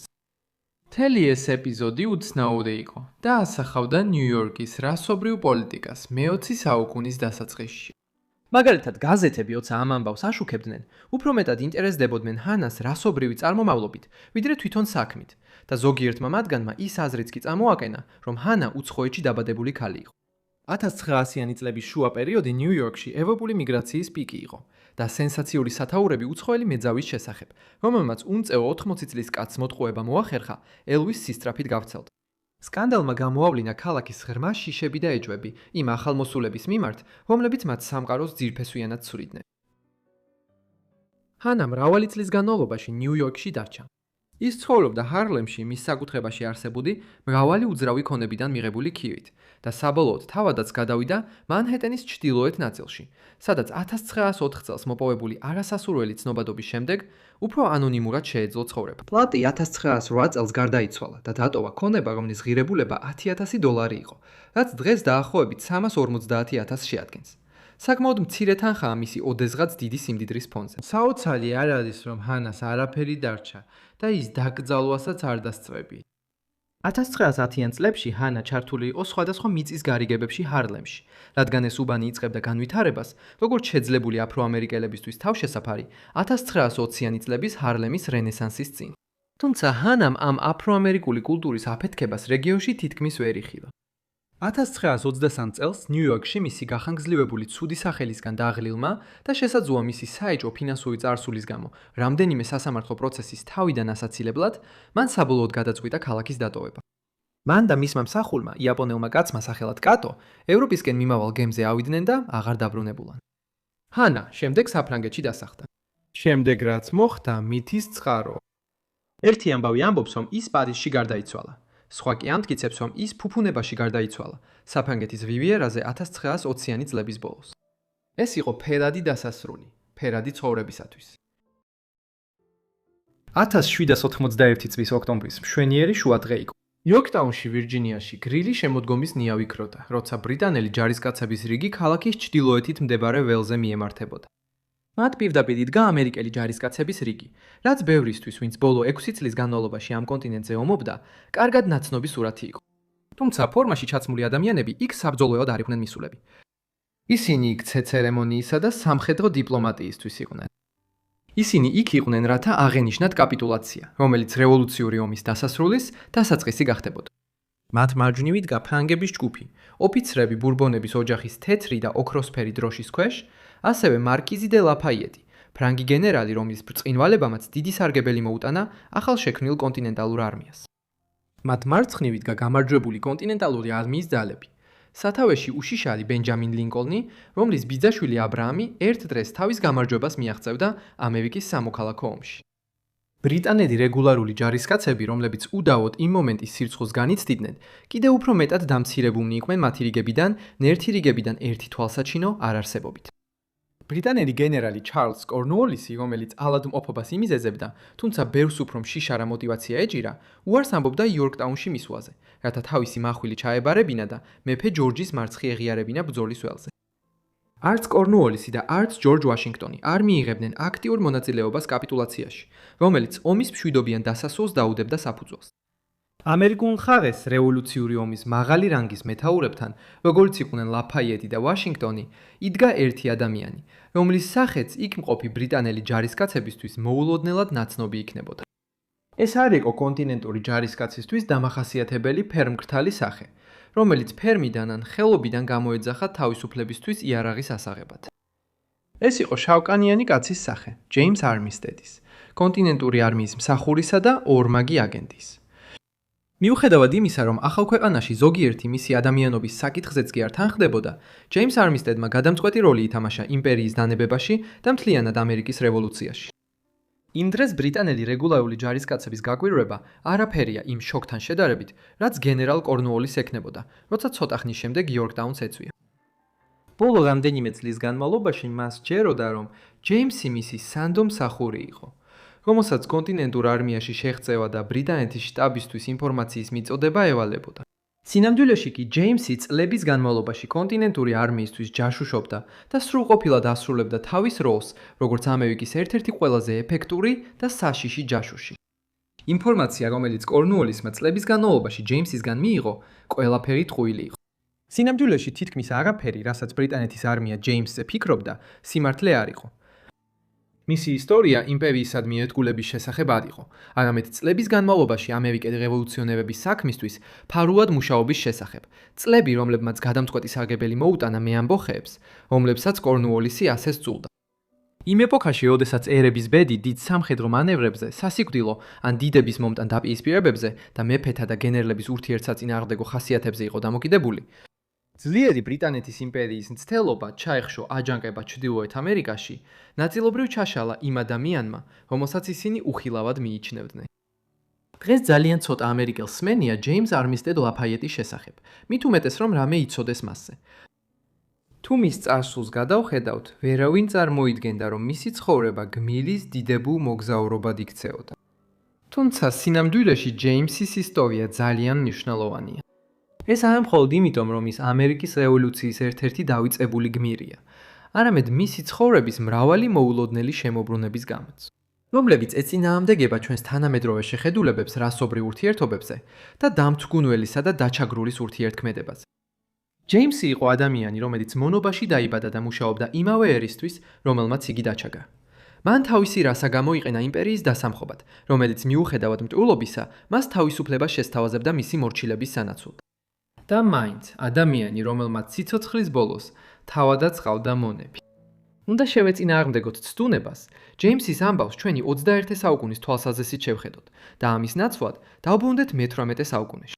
და შევისწავლოთ მისი ცხოვრება ისეთი, როგორც სინამდვილეში იყო, რომ გავიგოთ იგი როგორც ნამდვილი ადამიანი და არა უბრალოდ სიმბოლო იმ საკითხებისა და დავების, რომელთაც მისი ამბავი ეხება. დროებაში, როდესაც რასისა და პოლიტიკის საკითხები ხშირად ასოცირდება ამერიკული ექსპერიმენტისადმი სკეპტიციზმთან, ჩვენ შეიძლება ჯეიმსის ისტორიაში ვიპოვოთ გამორჩეული მაგალითი ადამიანის, რომელსაც თავისი ცხოვრებისეული გამოცდილებიდან გამომდინარე, ამერიკის შესახებ კარგი სათქმელი თითქმის არ უნდა ქონოდა. და მიუხედავად ამისა, ის მაინც გახდებოდა მისი ერთ-ერთი ყველაზე უშიშარი დამცველი. გონიერი მკითხველიც კი არაფერს იფიქრებდა ახალგაზრდა მონაბიჯზე, რომელიც იზრდებოდა თავისი ბატონის პლანტაციაზე, ვირჯინიის სამხრეთ-აღმოსავლეთ ნაწილში, ნიუ-კენტის ოლქში, რომელიც უილიამსბურგსა და რიჩმონდს შორის მდებარეობს. ის დაიბადა 1700-იანი წლების შუა პერიოდში. მისი დაბადების თარიღი დაახლოებით 1748-1760 წლებს შორის მერყეობს. ჯეიმსის მშობლები უცნობია. და მისი მომავალი ალბათ ასეთივე უცნობი დარჩებოდა, რომ არა ის უცნაური ადამიანი, რომელსაც მან ცხოვრების დიდი ნაწილი ემსახურა, უილიამ არმისტედი. არმისტედს რამდენიმე ათეული მონა ჰყავდა, რომელთა შორისაც იყო ჯეიმსიც, და მათგან ბევრი, მათ შორის ჯეიმსიც, მემკვიდრეობით მიიღო მამამისისგან, პოლკოვნიკ ჯონ არმისტედისგან. უილიამი აღიარებული პატრიოტი იყო, რომელიც თავის შემოსავლის ნაწილს იღებდა პირუტყვისა და მარაგების გაყიდვით კლიენტებისთვის, რომელთა შორისაც კონტინენტური არმიაც იყო. ისიც ჯეიმსთან ერთად გაიზარდა. 1751 წელს დაიბადა და ორივეს დაახლოებით ერთნაირი განათლება ჰქონდათ მიღებული. სავარაუდოდ, პოლკოვნიკის ოჯახში გვერდიგვერდ სწავლობდნენ, როგორც იმ დროის ჩვეულება იყო. მიუხედავად იმისა, რომ მონების განათლება აკრძალული იყო ისეთ შტატებში, როგორიცაა კაროლინები, ვირჯინიაში ეს კანონიერი იყო. ჯეიმს ასწავლეს ფრანგულ და ინგლისურ ენებზე კითხვა და წერა. მიუხედავად იმისა, რომ მისი განათლება შეიძლება კაპიტალისტური გათვა იყო და ძირითადად ჯეიმსის ღირებულების გაზრდას ემსახურებოდა მისი ბატონის ინდუსტრიისთვის, ეს იყო განათლება, რომელიც მას იმ გზებით გამოადგებოდა, რასაც ვერც თვითონ და ვერც მისი ახალი ბატონი უილიამი იმ დროს ვერ წარმოიდგენდნენ. ბრიტანეთის იმპერია, მიუხედავად იმისა, რომ შესაძლოა თანამედროვე სტანდარტებით რასობრივ ურთიერთობებთან მიმართებაში განათლებული არ ყოფილიყო, არ იყო უცნობი ამერიკის ბრძოლისთვის მონობის ინსტიტუტთან და იმასთან, თუ როგორ იყო ეს ბრძოლები გადაჯაჭვული ახალშობილი ქვეყნის დამოუკიდებლობის მცდელობასთან. იქნებოდა ეს ჭკვიანურად მოფიქრებული სვლა ამერიკელი მონების ბატონების წინააღმდეგ გადმოსაბიერებლად. თუ უბრალოდ ძალის ზრდის მცდელობა, ვირჯინიის სამეფო გუბერნატორმა, ლორდ დანმორმა 1765 წელს გამოსცა პროკლამაცია, რომ ნებისმიერი მონა, რომელიც ბრიტანეთის არმიას შეუერთდებოდა, მიიღებდა თავისუფლებას. ამის სანაცვლოდ ერთგულება იყო საჭირო. როგორც მონას, რომელსაც არამხოლოდ პატრიოტი ბატონი ყავდა, არამედ ახალგაზრდა ოჯახიც, ჯეიმსისთვის ბრიტანეთის არმიაში გაწევრიანება მის მომავალს საფრთხეს შეუქმნიდა, რომ აღარაფერი ვთქვათ ცოლსა და შვილებზე, რომლებსაც ფაქტობრივად მიატოვებდა. თუმცა ამერიკის დამოუკიდებლობისადმი სწრაფად მზარდი ენთუზიაზმი მალე აჩვენებდა როგორც ახალგაზრდა მონას, ისე მის ახალგაზრდა ბატონს, რომ ჯეიმსის ცხოვრება ალბათ აღარ იქნებოდა მხოლოდ მსახურის როლზე შეზღუდული. ომმა კოლონიებში მრავალი მოულოდნელი ალიანსი შექმნა, ამერიკელ პატრიოტებსა და მთელ მსოფლიოში მათ შორის, ვინც რევოლუციის იდეას თანაუგრძნობდა და კოლონისტების ბრიტანელი მჩაგვრელებისადმი სიძულვილს იზიარებდა. მარკიზი დე ლაფაიეტი ერთ-ერთი ასეთი მოკავშირე იყო. ის იყო ფრანგი არისტოკრატი და სამხედრო სარდალი, რომელმაც მოხალისედ გადაწყვიტა ამერიკელთა მხარეს ჩაბმა ჯორჯ ვაშინგტონის ხელმძღვანელობით. მიუხედავად იმისა, რომ ლაფაიეტის აღფრთოვანება ვაშინგტონით ცნობილი იყო, მას კიდევ ერთი ერთგულების წყარო ჰქონდა, რომელმაც მას პატრიოტებთან საერთო მიზანი აპოვნია.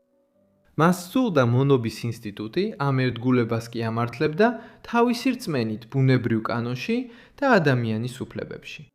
და ეს რწმენა მოგვიანებით მას მთავარ როლს მიაღებინებს, როგორც ადამიანის უფლებათა დეკლარაციის შედგენაში, ასევე საფრანგეთის რევოლუციაში.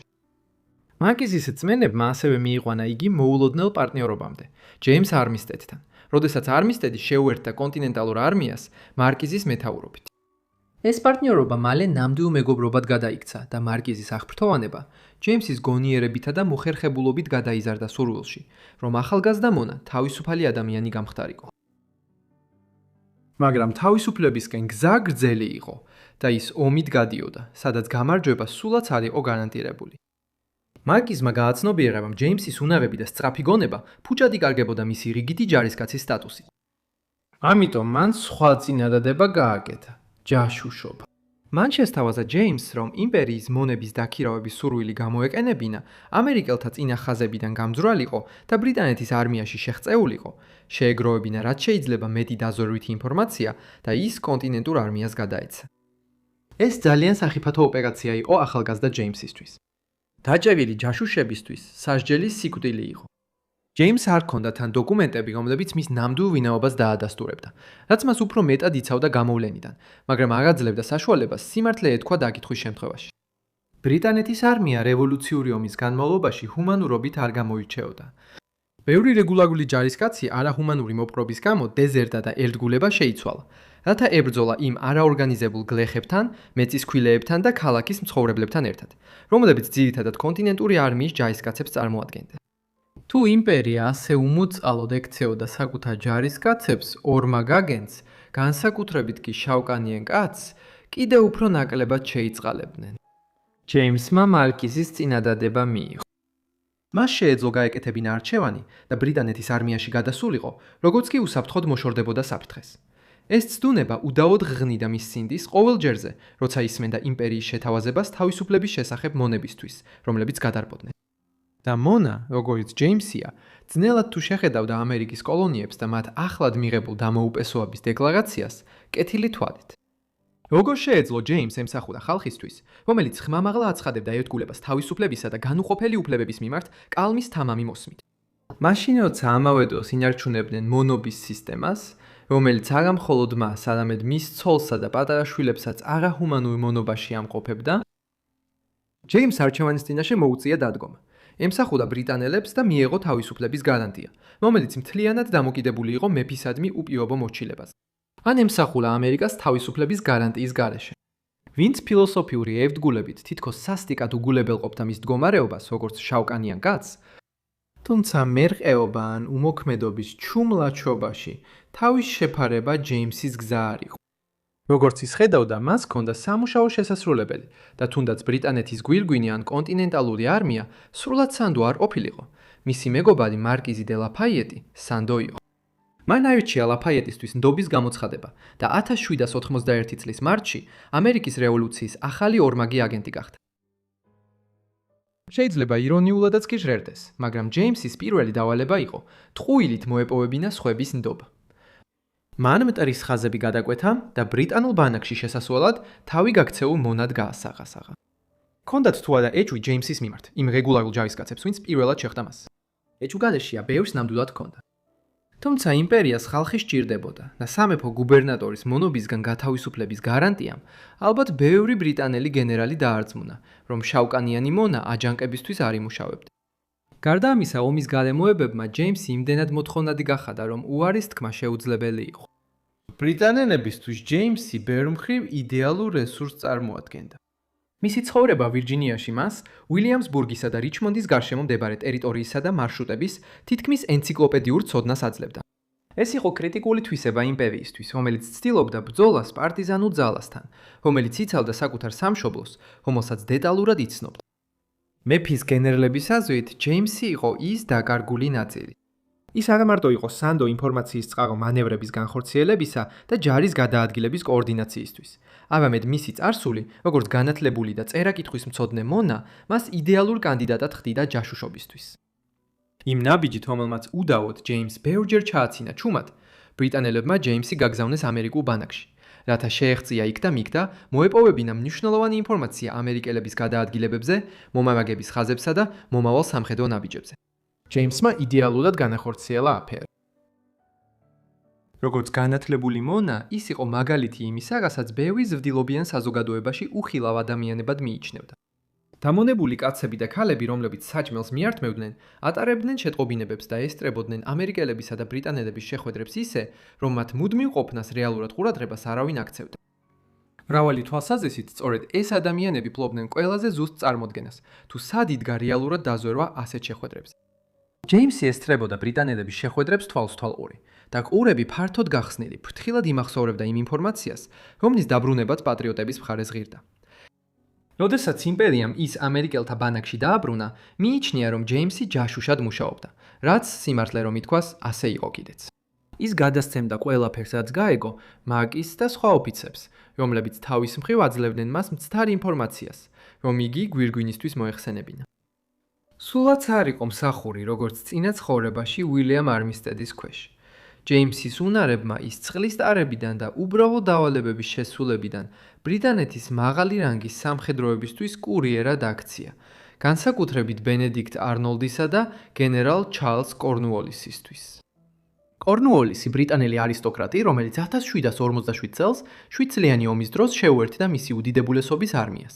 ბრიტანეთის კამპანიის ერთ-ერთი მთავარი ფიგურა იყო ჩრდილოეთ ამერიკაში. მას შემდეგ, რაც მან კამდენის ბრძოლაში პატრიოტთა ძალებზე გადამწყვეტი გამარჯვება მოუპოვა გვირგვინს, კორნუოლისის წარმომავლობამ ინგლისის მაღალ ფენებში მას იმდროინდელი შეხედულება ჩამოუყალიბა რასების განცალკევებაზე. შეხედულება, რომელიც გადამწყვეტი აღმოჩნდა მის შემდგომ კარიერაში, როგორც იმპერიის ძალების გენერალი ინდოეთში. კორნუოლისის რწმენები რასების განცალკევების შესახებ მას ადვილ სამიზნედ ხდიდა, ისეთი შავკანიანი ჯაშუშისთვის, როგორც ჯეიმსია. მას არანაირი სიუთულე აექნებოდა უხილავი ადამიანის ხელოვნების გამოყენებაში, იმ გენერლის გარშემო, რომელიც მის კანის ფერის ადამიანებს საერთოდ არ მიიჩნევდა ყურადღების ღირსად. მრავალი თვალსაზრისით ჯეიმსის ეგრეთ წოდებული უხილავობა იყო ის, რაც მას ასეთ წარმატებას ანიჭებდა. და ეს წარმატება მხოლოდ მისი, როგორც გამოცდილი ჯაშუშის პირადი რეპუტაციის შექმნით არ შემოიფარგლებოდა. ჯეიმსის საქმიანობამ პირდაპირ მოუტანა კონტინენტალურ არმიას. შესაძლოა ყველაზე მნიშვნელოვანი გამარჯვება სამხედრო ფრონტზე. გამარჯვება ბრიტანეთის არმიაზე იორკთაუნში. მისი მიზანმიმართული ჯაშუშობის ფრთხილი პრაქტიკით, ჯეიმსმა გამოავლინა ფასდაუდებელი ინფორმაცია, რომელიც პატრიოტების რიგებში უნდა გადაეტანა. 1861 წლის აგვისტოში ჯეიმსმა აღმოაჩინა, რომ კორნუოლისის ჯარები გეგმავდნენ პორტსმუთიდან ახლომდებარე იორკთაუნში გადასვლას. გადადგმული ნაბიჯი, რომელსაც გენერალი თვლიდა, რომ რეგულარულ ჯარებს მისცემდა საშუალებას, მიეღოთ გაძლიერება და მომარაგების ხაზებით, რომლებიც ახლომდებარე ჩესაპიკის ყურეში გადიოდა. გენერალს სავარაუდოდ სჯეროდა საიდუმლოების შენარჩუნების იმედისა და ამერიკის აღმოსავლეთ სანაპიროზე გაძლიერების, რათა მანევრი განხორციელებულიყო. რებელების მხრიდან მცირე წინააღმდეგობით ცრუ იმედი, რომლის შენარჩუნებაზეც ჯეიმსი დიდად მუშაობდა კორნუოლისის გონებაში. თავდაჯერებულობაში. ზუსტად ისე, როგორც ადრე უამრავჯერ გაუკეთებია, კორნუოლისმა ვერ მიაქცია ყურადღება ოთახში უხილავ ადამიანს. ჯეიმსმა იორკტაუნში გადასვლის შესახებ ინფორმაცია მარკის გადასცა. შემდეგ ფრანგულმა ფლოტმა ჩესაპიკის ბლოკადა მოახდინა და ბრიტანელებისთვის ზღვიდან დახმარების იმედი მოჭრა. როდესაც ფრანგები საბაზისო მომარაგების ხაზის განადგურებას ცდილობდნენ, კონტინენტურმა არმიამ იერიში მიიტანა კორნუოლისის პოზიციებზე, იორკტაუნის ნახევარკუნძულზე. მათ სახმელეთო გზებით ბრიტანელთა ხაზებიდან 1000 იარდზე ნაკლებ მანძილზე თხრილები გათხარეს და მასიური საარტილერიო დაბომბვებები განახორციელეს. ასევე რამდენიმე სახმელეთო იერიში მარკიზ დე ლაფაიეტის და ახალგაზრდა პატრიოტი პოლკოვნიკის, სახელად ალექსანდერ ჰამილტონის ხელმძღვანელობით. იორკტაუნის ალტამ, რომელიც 9 ოქტომბერს დაიწყო, რეგულარული ჯარები უუნაროდ დატოვა, რომ უფრო ხელსაყრელ პოზიციებში გადაენაცვლათ ან ნიუ-იორკიდან გაძლიერება მიეღოთ. კორნუოლისმა თვეზე ნაკლებ დროში დანებდა. თუმცა მისი არისტოკრატული სიამაყე აიძულებდა, რომ დანებების ოფიციალურ ცერემონიაზე თავისი წარმომადგენელი გაეგზავნა. იორკტაუნის ოპერაცია იყო გადამწყვეტი მომენტი, რომელიც კონტინენტურ არმიას სჭირდებოდა ომის დასასრულებლად. კორნუოლისის დანებებით და თავისი ცოცხალი ძალის მესამედის დაკარგვით, გვირგვინმა ბრძოლის სურვილი დაკარგა. ომი ოფიციალურად დასრულდა პარიზის ხელშეკრულებით 1783 წელს. თუმცა ალბათ ცოტა მათგანმა, ვინც ხელი მოაწეა ხელშეკრულებას, ან თუნდაც ცოტა მათგანმა, ვინც მონაწილეობდა იორკთაუნის ბრძოლაში, იცოდა რა როლი ითამაშა ერთმა განსაკუთრებულმა შავკანიანმა მონამ, ვაშინგტონის არმიის გამარჯვებაში იმ ოქტომბერში. ჯეიმსის მიერ მოწოდებული გაჟონილი დაზვერვის გარეშე, ბრიტანული ძალების იორკთაუნში გაჭედვის შესაძლებლობა შესაძლოა პატრიოტებს ხელიდან გასცდენოდათ. და ასე მონის ოსტატურმა ჯაშუშობამ ფრანგულ ფლოტს საშუალება მისცა, რომ მეფის გაძლიერება დროულად მოეჯა. თავისი მხრიდან კორნუოლისმა ალბათ არასდროს გაიგო, თუ რამდენად დიდი წვლილი შეიტანა მისმა მსახურმა ვირჯინიაში, მისი დამამცირებელი მარცხის მოტანაში. თუმცა ჩანაწერები მოგვითხრობს ერთ შემთხვევაზე, როცა კორნუოლისი შეხვდა ჯეიმს ამერიკულ უნიფორმაში, როდესაც მარკისთან მივიდა, რათა დანებებასთან დაკავშირებული პირობები დაედგინა. გენერალს უთქვამს: შენ ავაზაკო გამოდის, მთელი ეს დრო მატყუებდი. ჯეიმსი, რომელიც მონობაში დაიბადა, მაგრამ დაჯილდოებული იყო დაუმორჩილებელი ნებისყოფითა და უჩვეულო გონიერებითა და ჭკუით, წარმატებით აჯობა ერთ-ერთ ყველაზე გამორჩეულ გენერალს პლანეტის უძლიერეს არმიაში. სწორედ ამ თვისებამ მიიყვანა მარკიზი იმ გადაწყვეტილებამდე, რომ ჯეიმსისთვის ნდობა გამოეცხადებინა იმ წლების წინ, როცა ის ჯერ კიდევ მხოლოდ განათლებული მონა და მსახური იყო. ახლა ის ამერიკის გმირი იყო, რომელმაც ღირსეულად ემსახურა თავის ქვეყანას. საკუთარ თავზე აიღო საფრთხეზე მეტი წიდი და გახდა ამერიკის რევოლუციის ერთ-ერთი ყველაზე მნიშვნელოვანი ფიგურის სამუდამო მეკობარი. მიუხედავად იმისა, რომ იმ დროის რასობრივი დაყოფისა და პოლიტიკის რეალობა უდავოდ მძიმე დაწვა ჯეიმსის მხებს, მან შესაძლებლობა დაინახა იქ, სადაც ბევრს მხოლოდ მძიმე ტვირთი ეგონა. ბრიტანელი არისტოკრატებისა და მართლაც ბევრი ამერიკელი კოლონისტის მიერ გაზიარებული რასობრივი სეპარატისტული და სუპრემაცისტული შეხედულებები იმ დროის ბევრისთვის კომენტარისა და შეშფოთების მიზეზი იყო, განსაკუთრებით მათთვის, ვინც მონობის ინსტიტუტს აკრიტიკებდა. თუმცა სწორედ ჯეიმსისა და მარკიზ დე ლაფაიეტის მსგავსი მოქმედი ადამიანები ჭირდებოდა იმას, რომ გაეცნობიერებინათ. ბრიტანეთის გვირგვინის უმაღლესი სამხედრო ხელმძღვანელობის დეჰუმანიზებელი რიტორიკა კონტინენტური არმიისთვის ფასდაუდებელი უპირატესობის წყარო იყო. ჯეიმსი გარდა იმისა, რომ არ ატარებდა პირადობის დამადასტურებელ დოკუმენტებს, თითქმის არასდროს ატარებდა იარაღს, რადგან მიაჩნდა, რომ მსახურის სახით შეიარაღებულად დაჯერა ეჭვს გამოიწვევდა. ის თითქმის ყოველთვის მსახურის სახით მუშაობდა, გარდა იმ შემთხვევებისა, როცა ამერიკელთა ხაზებში იმყოფებოდა, მაგალითად კორნუოლისთან შეხვედრისას. თუმცა მისი საქმიანობის შედეგები, როდესაც რევოლუციური ომის დინამიკაში განვიხილავთ, მნიშვნელობით ფაულ რევირის, სემუელ ადამსისა და ჯონ ჰენკოკის ყველაზე გამორჩეულ საქმეებსაც კი არ ჩამოუვარდება. სოფლიოში, სადაც მოაზროვნეები თავიანთ ბრძოლებს სიტყვებით, დეკლარაციებითა და ბრწყინვალე სიტყვით გამოსვლებით იბრძოდნენ, ჯეიმს არმისტედი სხვა ტიპის მოაზროვნე იყო. მისი განსაკუთრებული, გააზრებული, ზომიერი და გადამწყვეტი მოქმედებების გარეშე, მისზე უფრო ცნობილი ფიგურების რიტორიკული და პოლიტიკური ამბიციები ვერასოდეს მიაღწევდა წარმატებას. მას, რა დაემართა მას შემდეგ, რაც რევოლუციური ომი დასრულდა? შეიძლება იფიქროთ, რომ როდესაც ჯეიმსი კონტინენტური არმიიდან წავიდა, ის ახალი ერის გმირი იყო და ალბათ გადადგა, რათა დამსახურებული თავისუფალი ცხოვრება ეძეიმა. საბოლოოდ მან ყველაფერი საფრთხეში ჩააგდო თავისი ქვეყნისთვის. ნებისმიერი გონივრული სტანდარტით მას ეკუთვნოდა არა მხოლოდ თავისუფლება, არამედ იმ ერის მადლიერებაც, რომლის თავისუფლებისთვისაც მან წლების განმავლობაში დაუღალავად იბრძოლა. და სავარაუდოა, რომ მისმა ბატონმა უილიამ არმისტედმა ჯეიმს თავისუფლებას მიანიჭებდა, რომ ეს მისი ძალის ფარგლებში ყოფილიყო. მაგრამ სამწუხარო სიმართლე ისაა, რომ ასე არა. ჯეიმს ვერ გაათავისუფლებდნენ და ის წლების განმავლობაში მონად დარჩა. ამ სამწუხარო მდგომარეობის მიზეზი, როგორც მაშინ და ახლაც ხშირად ხდება ადამიანური ტანჯვის შემთხვევაში, მთავრობის რეგულაციებში იყო. 1723 წლიდან ვირჯინიაში მოქმედებდა კანონი, რომლის მიხედვითაც მონების მფლობელებს უბრალოდ მონების გათავისუფლების უფლება არ ჰქონდათ.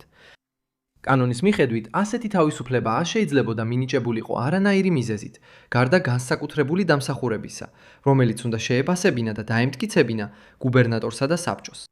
1782 წელს ვირჯინია მიიღო კანონი, რომელიც საშუალებას აძლევდა შავკანიან მონებს, რომლებსაც რევოლუციაში ჯარისკაცებად ემსახურათ, მიეღოთ თავისუფლება, რადგან სამხედრო სამსახური საკმარის დამსახურებად ჩაითვალა იმისთვის, რომ ადამიანს საკუთარ თავზე უფლება მოეპოვებინა. მაგრამ კანონის სული გადაფარა მისმა სიტყვიერებამ. ჯეიმსი ჯარისკაცი არ იყო. მიუხედავად იმისა, რომ კონტინენტურ არმიაში მსახურობდა, ჯეიმსი ჯაშუში იყო, რომელიც იარაღს არასდროს ატარებდა და თითქმის არასდროს ემსახურებოდა უნიფორმით, აშკარა მიზეზების გამო. გამაღიზიანებლად კანონის სიტყვა გაიმარჯვა. ამრიგად, ჯეიმსის ბედს აწყვეტდა პატრიოტი უილიამ არმისტედი. არამედ ვირჯინიის შტატის საკანონმდებლო ორგანოს დამღლელი მექანიზმები წყვეტდნენ, აკმაყოფილებდა თუ არა ჯაშუში, რომელმაც ამერიკის რევოლუციის გადარჩენაში შეიტანა წვლილი, მან უმისიის მინიჭების კრიტერიუმებს. ამ პროცესმა 5 გრძელი წელი გასტანა. ამ დროის განმავლობაში ჯეიმსი კვლავ უილიამს ემსახურებოდა თავის ძველ ამპლუაში, როგორც მსახურში. ეჭვგარეშე ეს განსაცდელი გულს წკენდა როგორც ბატონს, ისე მონას. ყოველ იმ დღეს, როცა ჯეიმსი თავისუფლების გარეშე რჩებოდა. მიუხედავად იმისა, რომ მე-18 საუკუნის ბოლოს ბევრი მონა წლების განმავლობაში მონობაში რჩებოდა, სასტიკი ბატონების ჯიუტობის გამო, რომლებსაც არ სურდათ თავიანთი შრომის ღირებულების დაკარგვა, უილიამი აქტიურად მოუწოდებდა ვირჯინიის საკანონმდებლო ორგანოს გაითავისუფლებინათ ჯეიმსი და მხარს უჭერდა მის სურვილს თავისუფლებისკენ. მიუხედავად იმისა, რომ უილიამი თავად ვირჯინიის დელეგატთა პალატის წევრი იყო, ჯეიმსის მოსმენობის გარკვეულ პერიოდში პროგრესი კვლავ შეჩერებული დარჩა. ბიუროკრატიულმა აზროვნებამ შორს იყო მისი პატრიოტი გმირის გათავისუფლების უზრუნველყოფისგან და შექმნა სიტუაცია, სადაც ბატონს სურდა მონის გათავისუფლება, მაგრამ სახელმწიფომ უთხრა, რომ ასეთი გამონაკლისის დაშვება შეუძლებელი იყო. თუმცა, როგორც ჯეიმსის ცხოვრებაში არაერთხელ მომხდარა, იმედი კვლავ სხვა ადგილიდან გაჩნდა. მარკიზ დე ლაფაიეტი ალბათ ჯეიმსის ერთადერთი მოკავშირე, რომლის გავლენაც საკმარისი იყო საკანონმდებლო ორგანოს მოქმედებისთვის, აღშფოთებული იყო. მისი სიძულვილი მონობის ინსტიტუტის მიმართ კიდევ უფრო გაძლიერდა, როცა გაიგო, რომ ახლად გათავისუფლებული ამერიკის მთავრობა უარს ამბობდა იმ თავისუფლების მინიჭებაზე კაცისთვის, რომელსაც ის როგორც მებრძოლად, ისე მეგობრად მიიჩნევდა. 1784 წელს საკანონმდებლო ორგანოსთვის მიწერილ წერილში მარკიზმა თავის მეგობრის გათავისუფლების საკითხი დააკენა. ეს სერტიფიკატი ადასტურებს, რომ მფლობელმა, სახელად ჯეიმსმა, მნიშვნელოვანი სამსახური გამიწია იმ დროს, როცა მის შტატში სარდლობის პატივი ჰქონდა. მის მიერ მტრის ბანაკიდან მოპოვებული ინფორმაცია გულმოდგინედ იყო შეგროვებული და ერთგულად გადმოცემული. მან სრულყოფილად შეასრულა რამდენიმე მნიშვნელოვანი დავალება, რომელიც მივეცი და ჩემი აზრით იმსახურებს ყოველგვარ ჯილდოს, რასაც მისი მდგომარეობა ითვალისწინებს. ასეთი მაღალი რანგის გენერლის ქება დააჩქარა პროცესი, რომელიც სხვაგვარად შეიძლება ჯეიმსის მთელი ცხოვრების განმავლობაში გაჭიანურებულიყო. 1787 წლის იანვარში ვირჯინიის გუბერნატორმა ხელი მოაწერა პეტიციას, რომელიც ჯეიმს თავისუფლებას უგარანტირებდა. საკანონმდებლო ორგანომ უილიამ არმისტედს 250 ბრიტანულ ფუნტს გადაუხადა მონის დაკარგვისთვის, რაც დღეს $20,000-ზე მეტია. ათწლეულების მონობაში გადაღების შემდეგ, მათ შორის მრავალი წელი როგორც ქმარმა და მამამ და რამდენიმე წელი როგორც პატრიოტმა ოპერატორმა მტრის ხაზებს მიღმა, ყოველდღიური სიკვდილის რისკით ჯეიმს არმისტედი ნამდვილად და საბოლოოდ გახდა თავისუფად. არმისტედი დასახლდა აღმოსავლეთ ვირჯინიაში უილიამ არმისტედის მეზობლად, ნიუ-კენტში მდებარე ფერმაზე. შემდეგი 4-10 წლეულის განმავლობაში ის ბედნიერ ცხოვრებას გაატარებდა თავის ცოლთან და შვილებთან ერთად და მიუხედავად საკუთარი წარსულისა, თავადაც გახდებოდა რამდენიმე მონის მფლობელი. თუმცა ვირჯინიაში ფერმეული ცხოვრება უდაოდ ნაკლებად ამაღელვებელი იყო, ვიდრე ორმაგ აგენტად მუშაობის თავბრუდამხვევი განცდები. ომში მყოფი აჯანყებული ერის სახელით, ჯეიმს არასოდეს დავიწყებია თავისი წარსული და ის როლი, რომელიც ამერიკის დამოუკიდებლობის მოპოვებაში ითამაშა. 1824 წელს ის კვლავ შეხვდა თავის რევოლუციური ომის თანამებრძოლს, მარკიზ დე ლაფაიეტს, როდესაც გენერალი იორკტაუნს ეწვია ამერიკის შეერთებულ შტატებში მოგზაურობისას. ჯეიმსი განსაკუთრებით შთაგონებული იყო იმ სიკეთით, რომელიც მარკიზმა მას ახალგაზრდობაში გამოუცხადა. მისი ოსტატური ლიდერობა რევოლუციის დროს და მისი შეუპოვარი ერთგულება, რომ ომის შემდეგ მეგობრის თავისუფლება უზრუნველეყო, იმდენად შთამბეჭდავი იყო, რომ მან ლაფაიეტის სახელი მიიღო ფრანგი გენერლის პატივსაცემად. ჯეიმს არმისტედ ლაფაიეტი, როგორც მას სულად იცნობდნენ, დარჩენილი ცხოვრება შედარებით მშვიდობასა და კეთილდღეობაში გაატარა. ის ცხოვრობდა პენსიით, რომელიც ომში სამსახურისთვის მიიღო და გახდა მდიდარი მიწათმფლობელი ამ რეგიონში. მიაღწია 40 ფერმას, რომელსაც შემდეგ წლებში გათავისუფლებული მონები ნამდვილ ფინანსურ წარმატებად მიიჩნევდნენ. 1822 წელს ჯეიმსი გარდაიცვალა, საყვარელი ადამიანების გარემოცვაში 62 წლის ასაკში. მიუხედავად იმისა, რომ მისი ცხოვრება და სამსახური რამდენიმე ისტორიული ნიშნულით არის აღბეჭდილი, მისი საბოლოო დასასვენებელი ადგილი დღემდე უცნობია. ზოგი შეიძლება იყოს მიდრეკილი, უარყოს ჯეიმსის თავისუფლების გზისადმი ერთგულების ბევრი განცხადება, იმის გამო, რომ მოგვიანებით მან მონების ყოლა აირჩია, ზუსტად ისე, როგორც ამას აკეთებენ ვაშინგტონისა და რევოლუციური ეპოქის სხვა ფიგურების მიმართ. ვინმე ჯეიმსის მსგავსისთვის, რომელმაც განიცადა უთქმელი რასიზმი და ბრძოლა ახალშექმნიდი ერის სახელით და მიუხედავად ამისა ყველაფერს გაუძლო, საბოლოოდ თავისუფლება მოიპოვა და მონების მფლობელი გახდა. ბევრი თანამედროვე მსმენელი ამას აღიქვამს როგორც ნიშანს იმისა, რომ ის უბრალოდ ისეთი მორალური არ იყო, როგორც ჩანდა, ან როგორც ამას ამტკიცებენ. ეს შეცდომა იქნებოდა. თუ მის ცხოვრებასა და მიღწევებს შევხედავთ, ჯეიმსის ცხოვრება სინამდვილეში ბევრად უფრო სავარაუდო და უფრო არასასიამოვნო მორალურ რეალობას გვიჩვენებს.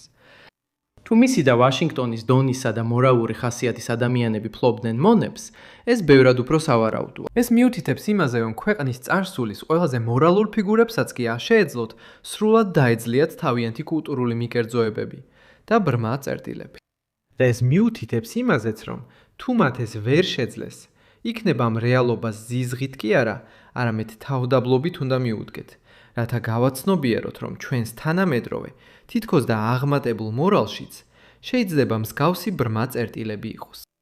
ამერიკის რევოლუციის ისტორია, გარდა იმისა, რომ ეს იყო ისტორიის გარდამტეხი მომენტი, რომელმაც შეადგინა შეერთებული შტატების პოლიტიკური და ფილოსოფიური საფუძვლები, ეს არის ისტორია, რომელიც თავის თავში შეიცავს ათასობით პატარა ხშირად დავიწყებულ ამბავს სიმამაცის, გამჭრიახობისა და განსაკუთრებული მორალური სიმამაცის შესახებ, რომელიც უმეტესად ჩვეულებრივ ადამიანებს ეკუთვნით. ჯეიმს არმისტედ ლაფაიეტი სწორედ ასეთი ამბების ერთ-ერთი მაგალითია. წარმოშობით სამყაროში, სადაც სუფევდა ცრურწმენა, მონობა და რასობრივი სიძულვილი, ჯეიმსი მუდმივად ირჩევდა, რომ მის წინააღმდეგ არსებული სირთულეები შესაძლებლობებად მიეჩნია და არა დაბრკოლებებად. მისი გადაწყვეტილება შეერთებოდა კონტინენტალურ არმიას, რაც დღეს შეიძლება გმირულ და სწორნაბიჯად მოგვეჩვენოს, სინამდვილეში უამრავი სხვა გზითაც შეიძლებოდა განვითარებულიყო. მარკის არასოდეს დაპირებია მას თავისუფლება ერთგული სამსახურის სანაცვლოდ. ჯეიმს უნდა დაეღდნო განგებას და საკუთარ მეგობრობას მარკისთან, რომ ყველაფერი სამართლიანად დასრულდებოდა. ეს ნდობა და თავისუფლებისადმი მისი უკვდავი ერთგულება იყო ის, რაც ჯეიმს უბიძგებდა კარიერისკენ, რომელზეც მის მდგომარეობაში დაბადებულთა უმეტესობას მხოლოდ ოცნება შეეძლო. მისი წარმატების ისტორია მონობის პირობებში და მისი სურვილი დაეძლია მის წინაშემდგარი მრავალი დაბრკოლება, განასახიერებს იმ რევოლუციის სულს, რომლის გადარჩენაშიც მან მნიშვნელოვანი წვლილი შეიტანა. ჯეიმსი არ ყოფილა სახელმწიფო მოღვაწე, ორატორი ან ფილოსოფოსი. მან ცოტა-რამ დაწერა, გარდა საკუთარი გათავისუფლების თხოვნისა. თუმცა მისი კვალი არ იყო ცეცხლოვანი სიტყვებით, არამედ მიღწეული მიზნებითა და ერთგული მოვალეობების შესრულებით, რომლითაც ამერიკის დამოუკიდებლობის საქმეს ემსახურებოდა ყოველი სადაზვერო ანგარიშითა და ჯაშუშური მისიით, რომელსაც ასრულებდა. მისმა მეგობარმა მარკიზმა დე ლაფაიეტმა ერთხელ თქვა, რომ მონმაუთის ბრძოლის შემდეგ გენერალ ვაშინგტონივით დიდებული კაცი არასოდეს უნახავს. თუმცა რომ ეკითხათ, ეჭვგარეშეა, აღიარებდა, რომ ამ სიდიადის ანარეგლი ასევე შეიძლებოდა ენახა მისი მეგობრის, ვირჯინიელი გათავისუფლებული მონისა და ორმაგი აგენტის, ჯეიმს არმისტედ ლაფაიეტის სახეზეც. საშინელი რეპუტაციის მქონე იტალიური ოჯახში დაბადებული ჯულია დე მედიჩი ფლორენციის პირველი ჰერცოგის არალეგიტიმური ქალიშვილი იყო.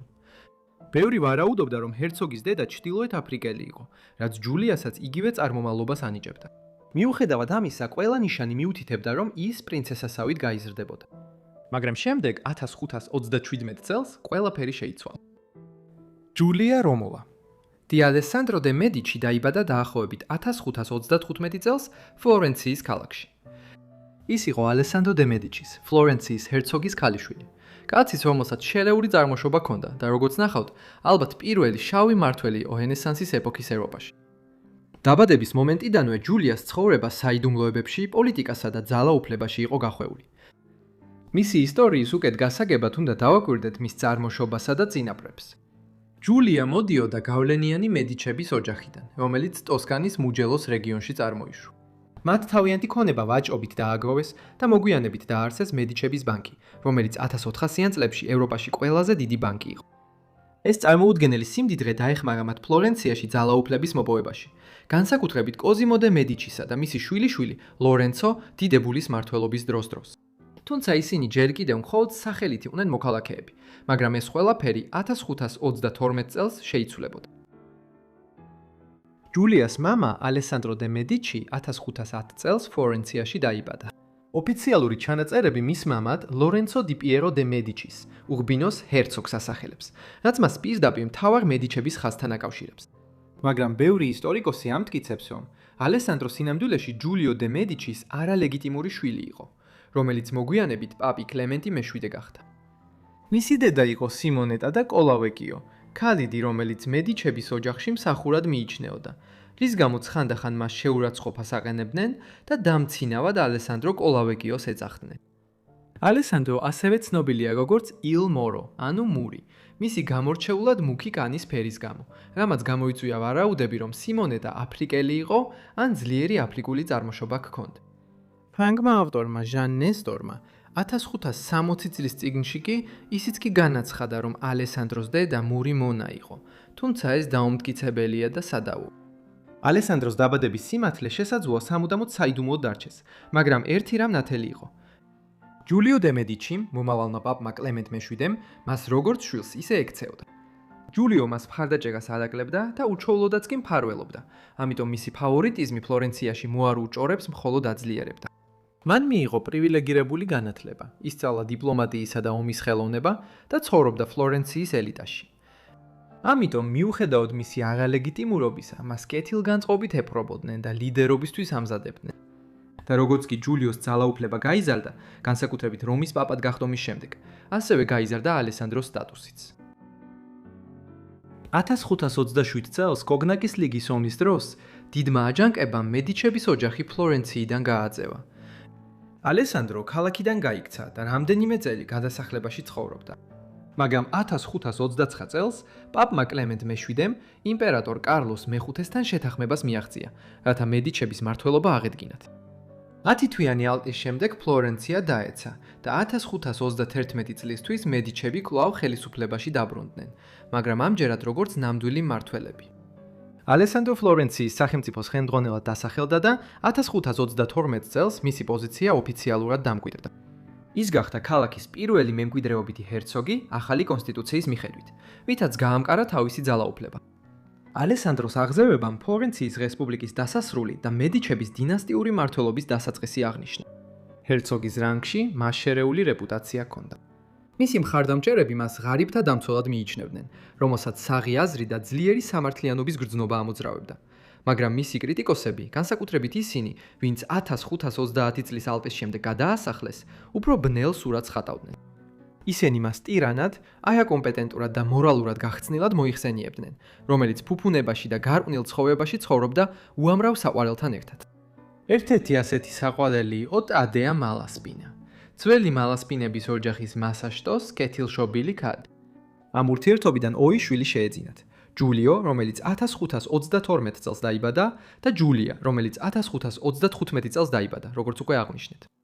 ამ დროს შვილები დედასთან ერთად ცხოვრობდნენ. მათზე ზრუნავდნენ მრავალი მსახური და სარგებლობდნენ ყველა იმ ფუფუნებით, რაც ჰერცოგის შვილობას მოქონდა.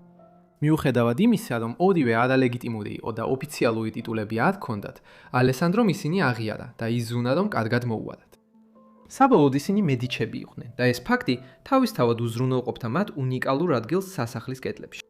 მიუხედავად იმისა, რომ არ არსებობს შემორჩენილი ჩანაწერები იმის შესახებ, რომ მან ოფიციალურად დაასახელა ვაჟები, ბევრი ისტორიკოსი მიიჩნევს, რომ მას მათთვის გეგმები ჰქონდა. საბოლოოდ თავად ალესანდრომ შეძლო ძალაუფლებაში მოსვლა მიუხედავად თავისი არალეგიტიმური დაბადებისა და შესაძლოა წარმოედგინა მომავალი, სადაც მის შვილებს შეეძლებოდათ დიდი გავლენის ან სტატუსის მოპოვება, თუ კი არა მმართველობა. 1536 წელს იმპერატორმა კარლოს მე-5-მ პოლიტიკური დაპირება შეუსრულა პაპ კლემენტ მე-7-ს.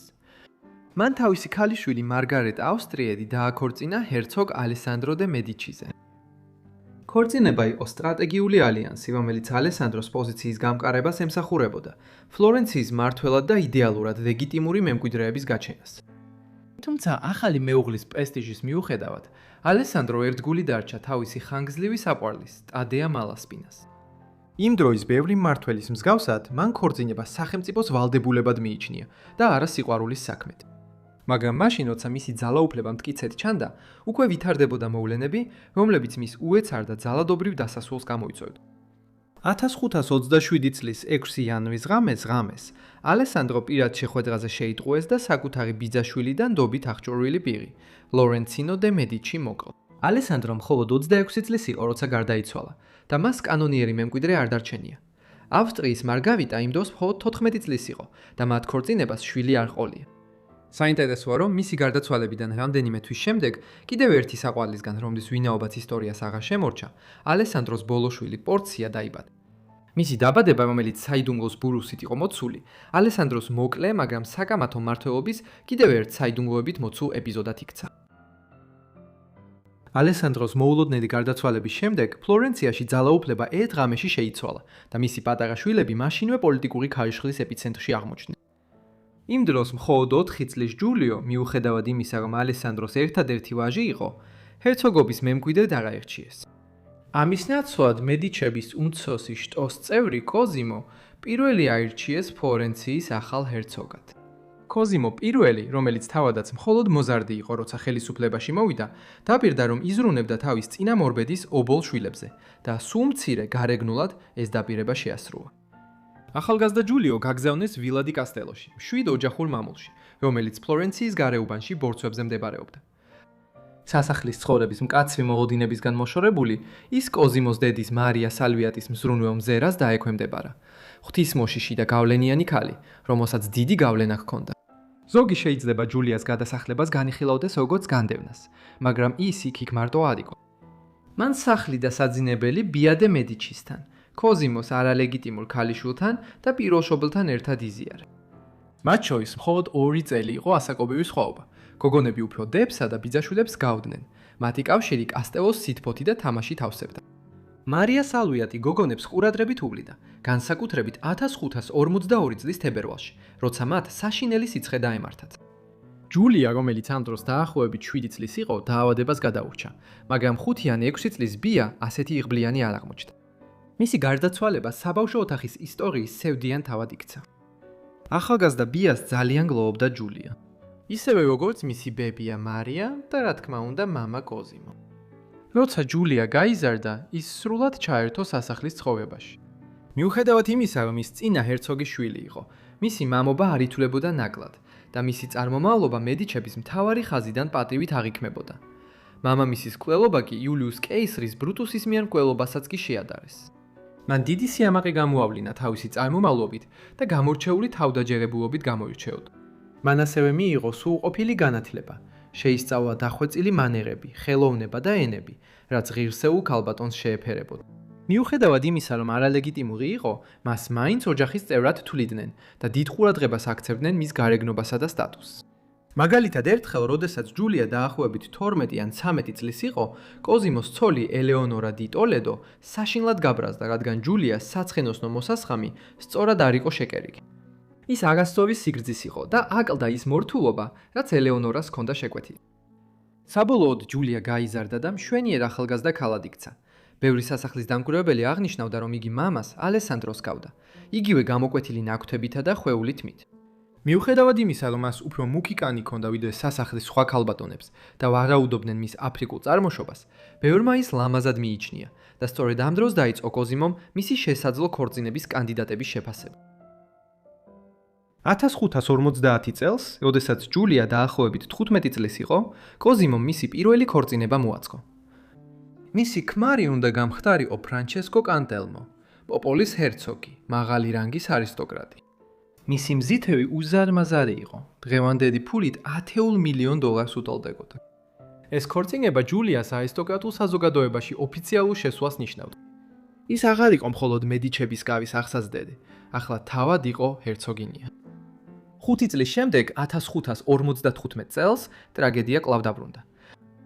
ფრანჩესკო კანტელმო გარდაიცვალა და ჯულია ოციანების დასაწყისში დაქვრივდა. სევდაში მყოფმა მან ფლორენციის ერთ-ერთი დიდი მხატვრის, ალესანდრო ალორის მიერ შექმნილი პორტრეტი შეუკვეთა. სურათზე ჯულია ღირსეული, დამწუხრებული და ამაყი ჩანს. მის გვერდით ჩანს რთულად ნაკვეთი სკამი, დახრილი სახელურით და ხელოვნების ისტორიკოსებს სხვადასხვა ვარაუდები აქვთ იმის შესახებ, თუ რას წარმოადგენს ეს. ზოგი ფიქრობს, რომ ეს ჰეკულესის მიერ დაპყრობილ ციცაბო რელიეფს ასახავს. სხვები კი ამბობენ, რომ ეს ლავერნას მთას სიმბოლიზირებს, რომელიც წმინდა ფრანცისკე ასიზელთან დაკავშირებული კათოლიკური წმინდა ადგილია. ასევე გამოთქმულია სხვა მრავალი თეორია, თუმცა ერთ საკითხში ყველაზე მეტად თახვდებიან. ეს ნახატი იყო ჯულიას პასუხი კრიტიკაზე, რომელიც მის ბებიას ჩრდილოეთ აფრიკული წარმოშობისა და კოლავეკიოდან ჯორის გამძლოთ ქორწინებს გამოძინების გამო მოჰყვა. თუმცა ყველა ამ ვარაუდის მიუხედავად, ზოგიერთი ხელოვნებაც ფცოდნე ამტკიცებს, რომ ეს პორტრეტი საერთოდაც ჯულიას არ ასახავს. ქრიობის პერიოდში ჯულიამ საკმაოდ დიდი დრო გაატარა სან კლემენტეს ავგუსტინელთა მონასტერში სან-გალოზე.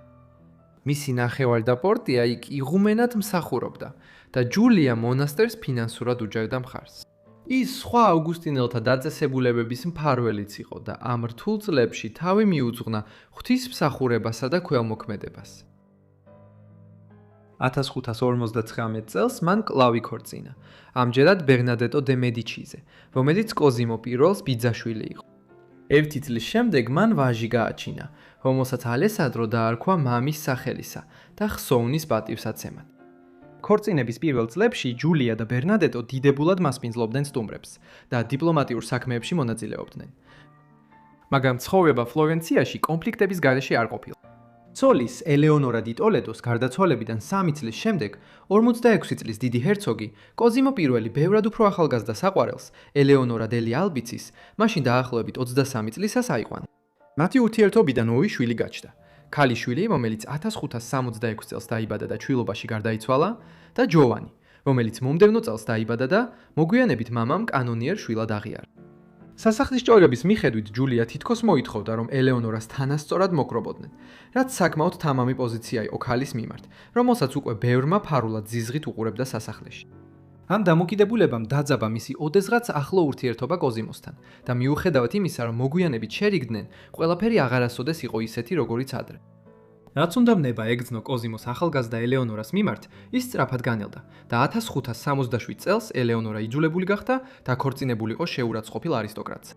საბოლოოდ ჯულია და მისი ქმარი 1567 წელს ნეაპოლში გადავიდნენ საცხოვრებლად, სადაც იბრძოლეს და მოიპოვეს ოტავიანოს სამთავროს მიწების უფლება. ნეაპოლში ჯულიას გავლენა გაგრძელდა. იქ მან მართა მამულები, მფარველობდა რელიგიურ დაწესებულებებს და უზრუნო იყო თავისი ოჯახის მომავალი.